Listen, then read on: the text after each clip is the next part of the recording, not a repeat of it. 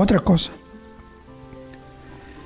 ¿de dónde ha surgido esa especie de catolicismo radical, pero a la vez desobediente y autoungido? A veces lo confieso, tengo un mal pensamiento, entre comillas, pensamiento, dice, perdón. Y se me ocurre pensar que el enemigo ha puesto varios de sus lacayos, el lenguaje que usa, lacayos, en nuestras filas para dividirnos. Eso nos recuerda lo que dice este gobierno, que le echa la culpa a un pueblo minoritario irresponsable que sale a las calles para culparnos de que no pueden parar la pandemia, por unos cuantos. Y acá también dice, ¿no? Siempre cuando se pierde el equilibrio y se pierde la objetividad, es porque hay otras cosas. Se dejan llevar ya por subjetivismos y no están entrando a lo que es la realidad. La realidad es material y la realidad es inmaterial. Y eso tengo que conjugarlo para poder discernir correctamente. Y dice,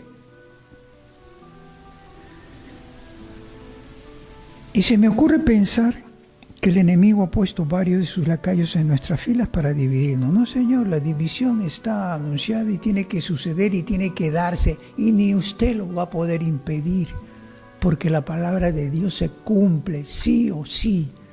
Y los mensajes que María está dando en estos últimos tiempos también tienen que cumplirse. Lo único que pueden hacer por ser los videntes mensajes privados es amenguar con la oración, con el rezo diario, o dilatar un poco. Pero los mensajes públicos que ya están en la Biblia, en la Sagrada Palabra escrita, eso no varía, eso no cambia. Así que hay que tener cuidado porque podemos llevar, como dice Alagrey, a caminos incorrectos, errados. Entonces, dice, son esos que escriben y hablan y obran, reservándose el derecho de ser más iluminados que los legítimos pastores, el Papa Francisco, los obispos de la Santa Iglesia. Eso es verdad, en eso estoy de acuerdo. Esa es la soberbia espiritual de algunos. Buenos biblistas mundiales son antipapas. Pero acá pretender reducir a algunos laicos que están en esa situación, ¿saben por qué? Porque están mal formados, porque están mal preparados, porque hay un cierto menosprecio a la espiritualidad laical. Y eso tienen que reflexionar ustedes. ¿Para qué? Para que mutuamente la luz llegue a nosotros mediante un diálogo sincero y auténtico. Claro, no podemos tener diálogos con aquellos activistas interesados que usan de la religión solamente su presencia para lucrar, para beneficiarse. Ellos no. Bueno, sigamos. Es necesario aquí tener mucho cuidado y saber esperar, nos dicen aquí. Saber que este tiempo difícil puede ser también tiempo de gracia. Efectivamente, es un tiempo de gracia, pero depende de la profundidad de tu interioridad. ¿Cómo considera? ¿Se ha enseñado a los laicos? Hay padres aquí en el país muy buenos que no les importa que le pongan una alcancía afuera, que no les importa que le den dinero, que no les importa cuidar la clientela de fieles. Lo que les interesa es decir la verdad de Dios. La verdad de Dios es absoluta. Y eso solamente se puede apreciar cuando hay experiencia humana para combinar con la experiencia espiritual. Y la experiencia humana nos ha dicho a nosotros y a muchos que concurrimos a diferentes parroquias de acuerdo a la agenda laboral que se mantiene. Ahora no por estas cosas de la pandemia y de la cuaresma, hay cierta estabilización en una de ellas. Pero nosotros hemos presenciado y hemos sido testigos que en muchas parroquias hay sacerdotes que no dan la comunión como debe ser. No dejan que se arrodillen, los hace levantar. Y son los primeros que promovieron, así como aquella vez que ocurrió la pandemia, promovieron ahora con esto la pandemia anterior, no la del COVID-19. Entregar a la mano. Es más higiénico, decía. Ellos fueron los primeros. Entonces, ¿cómo pueden entender eso un laico cuando hay discrepancia entre los mismos sacerdotes, entre los mismos obispos? Los criterios son distintos. Queremos la unidad, no queremos discriminación, no queremos, está bien que sean autónomos, sí, pero ahí se ve pues, por eso el laico tiene el derecho de irse a otros lados, porque hay laicos que simplemente, porque al párroco lo cambian por aquí, el laico se va para allá. Lo cambian para otro lado, el laico sigue yendo para allá. ¿A quién tienes que seguir? ¿A Jesús o al sacerdote? Por bueno que sea. Hay que enseñar. La pastoral necesita una renovación. Los grupos, también una renovación. Pero no impongan, pues dejen que den sus opiniones.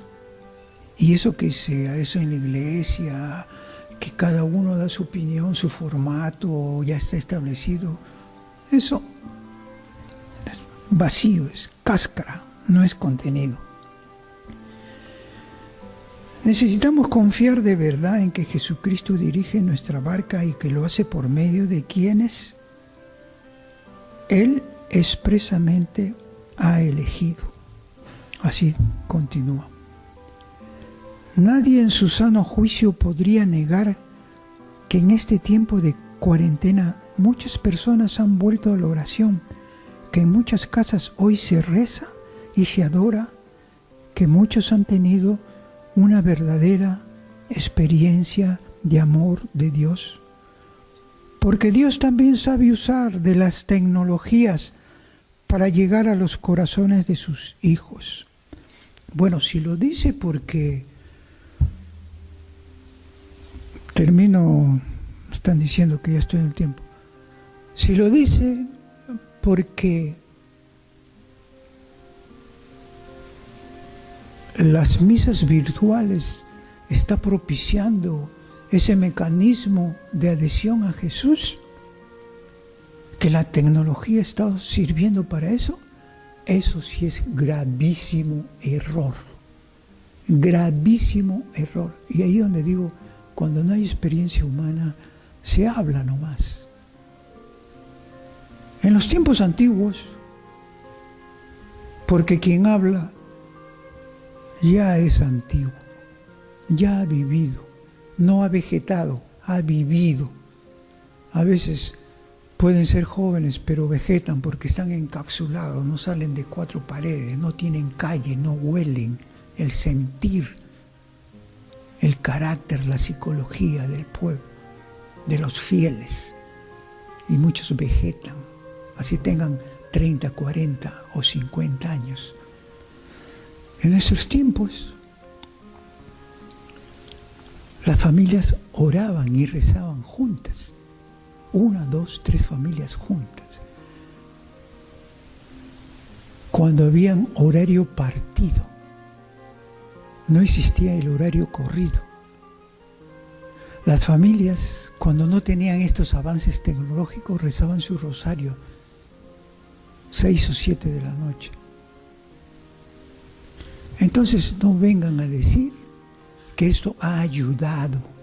Esto no ayuda, por el contrario, tengo testimonios de otras personas que la bulla por aquí, que le sacan, lo desconcentran algunas situaciones dentro de su mismo hogar. Entonces son aspectos que no debemos dejar de mencionar.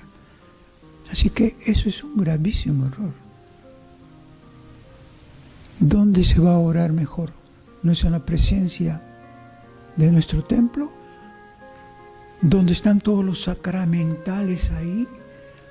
Donde ya tenemos una atmósfera ideal para participar con el Jesús vivo, donde no eres tú, los fieles podemos ser pecadores, no soy yo, no son los demás.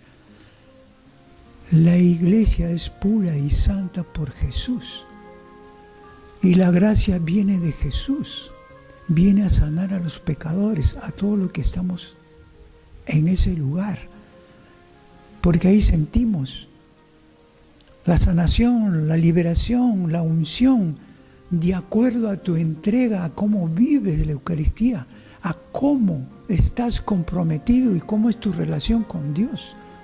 Entonces no me vengan a decir que es la tecnología que ha traído, que ha ayudado.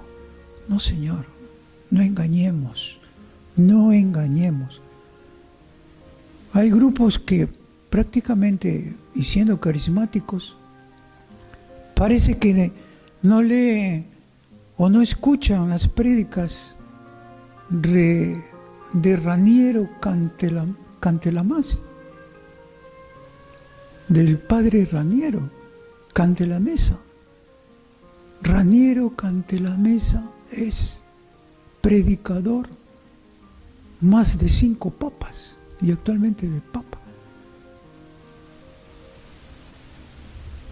Vean, escuchen, lean lo que dice sobre la Eucaristía presencial. La iglesia, el alma de la iglesia viva es presencial, la misa Eucaristía. Presencial, si no, no hay iglesia. Así que todos estos aspectos, y continúo ya para finalizar, dice, oremos y confiemos para dejar de ver fantasmas y para sobre todo no caer en la paranoia anticlerical, cuando por el contrario, el clericalismo es el que sigue haciendo daño. La falta de una revisión pastoral contundente, eficaz, está haciendo mucho daño.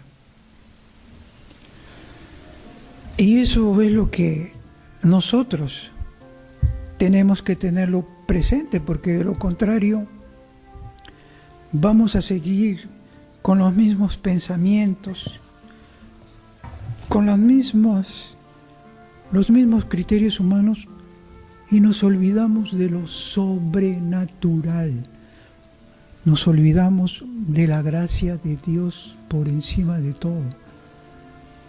Es en la Eucaristía cuando consumo su cuerpo puro, santo, que me hace ir progresando, ir madurando, ir cultivando lo que Dios quiere, transformar mi vida, la vida tuya, la de Él, la de todos.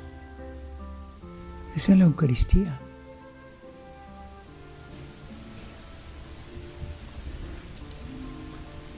Discernir el verdadero bien y elegir a los medios adecuados. ¿Para qué? Para cumplir lo que es la espiritualidad. No los marcos teóricos, no los marcos intelectuales, sino cómo vivir el cristianismo en tu vida diaria. Y para eso tienes que conocer la situación, como digo, real. ¿Qué instrumento usas para ver la realidad actual? ¿Qué reflexión haces sistemáticamente? ¿Cuál es tu escucha profunda? ¿Cuál es tu relación con Dios? ¿Cómo es tu experiencia humana y tu experiencia divina? Entonces, a las comunidades cristianas corresponde analizar con objetividad la situación propia de su país y la situación propia de su iglesia y la situación propia de sus miembros de la iglesia, sacerdotes, obispos, religiosos y laicos. Nadie tiene exclusivo su palabra como don, como para no ser inobjetable lo que dice. O sea, su parecer no es exclusivo, como ya lo hemos dicho, ni tampoco es una autoridad en la iglesia, si es que usted no hace una participación muy consciente y mutua, un diálogo sincero para encontrar la luz, los deberes entre todos y cada uno de nosotros. Y los verdaderos siervos saben que la Eucaristía lo ilumina todo. La Eucaristía no puede ser reemplazada por nada. Y ahora que ya salió este protocolo de la conferencia episcopal, corresponde más bien que cada obispado, cada jurisdicción, con su obispo a la cabeza, debe promover para ajustar en cada jurisdicción una participación más real, más sincera y más espiritual entre los laicos con sus sacerdotes, para que en la misma iglesia estar unidos espiritualmente, porque la Eucaristía es trinitaria. Ahí está el Padre, el Hijo y el Espíritu Santo, cuerpo santo, poder de la sangre de Jesús.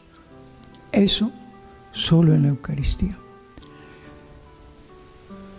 Como simple siervo o un instrumento de la gloria de Dios que no busca mayores cosas más que tratar de poner en práctica la palabra de Dios, es lo que sugiero e invoco ya al Episcopado de Lima, a la luz de estos resultados de las peticiones que se han hecho y que ha salido protocolarmente establecido por la conferencia episcopal y por el episcopado,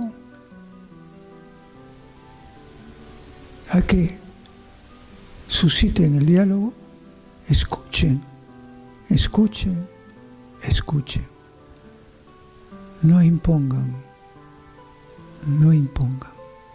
si no estaríamos cometiendo los mismos errores. Nosotros, como experiencia humana y como experiencia espiritual, sabemos cómo se maneja el nuevo orden mundial, cómo se manejan las naciones, cómo se quiere manejar las iglesias, por ahí está el discernimiento, el demonio se está metiendo, como ya lo dice también los mensajes marianos, que no voy a hablar en esta ocasión, como la masonería está impregnada, moviendo y seduciendo a muchos sacerdotes y obispos. Y yo solamente quiero terminar diciendo lo que el obispo Schneider nos dice, y vea, va para todos. Ya no hay tiempo para hablar incluso del obispo Hausing, que se enfrentó al gobierno de China, no obedeció al gobierno de China, porque aquellos que piensan, ¿por qué tenemos que pelearnos con el gobierno? No es pelear. Y si no puede, pues muchos mártires, sacerdotes hay en China actualmente. Allí hubo una complicidad y hubo nauseabundamente una componenda con el gobierno chino. Prefirieron morir muchos. Eso es el amor a Dios, el amor a la verdad. Prefiero seguir a mi amigo Jesús. Prefiero no pelearme con mi amigo Jesús. Prefiero obedecer a Dios, no a los hombres. Dice el monseñor Schneider, hay obispos que usan el coronavirus como pretexto para defender la desacralización. Defender la desacralización. ¿Qué es más importante? ¿No es la muerte de tu alma más importante? ¿La Eucaristía tiene la culpa de todo esto? Este protocolo ya salió, correcto, hay que aceptarlo. Ya no hay que decir nada. Pero no tenía ningún impedimento para dar las mismas restricciones. Dice, cuando termine la cuarentena, como hacerlo desde un comienzo, con las mismas restricciones. Una cosa es la iglesia, otra cosa es el Ministerio de Salud. La iglesia tiene su propio destino, su propio funcionamiento, su propia misión. El Ministerio de Salud tiene lo suyo. Y la iglesia no es el Ministerio de Salud. Lamentamos tener que expresarnos, pero como laico, para que escuchen el sentir de los laicos, que muchas veces no los escuchan, ni frailes, ni sacerdotes, ni obispos. Y este es un sentir, fraternalmente. Invítenos de diferentes jurisdicciones. Obispos, hagan esa comunión, dialoguen, y de ahí ya tienen todos los elementos naturales, humanos, espirituales, naturales, sobrenaturales, y con todo lo que ustedes conocen y saben por la teología y por las experiencias que tienen, las mejores decisiones siempre serán bien tomadas para bien de nuestra iglesia, a la cual la amamos todos, y que no seamos juzgados tan ligeramente. Muchas gracias y bendiciones para todos.